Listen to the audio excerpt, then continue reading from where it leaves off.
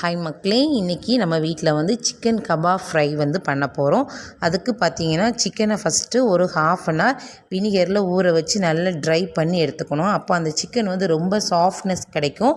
அடுத்தது பார்த்தீங்கன்னா மசாலாக்கள் எல்லாமே நல்லா ட்ரை மசாலா, வத்தல், மல்லி, ஜீரகம், நல்ல மிளகு, உப்பு, மஞ்சள் இதெல்லாம் போட்டு நல்லா பிரட்டி வச்சுட்டு ஃபைனலாக கொஞ்சம் நிறையாவே இஞ்சி பூண்டு பேஸ்ட்டு போட்டு நல்லா பிரட்டி ஒரு ½ அப்படியே விட்டுக்கணும்.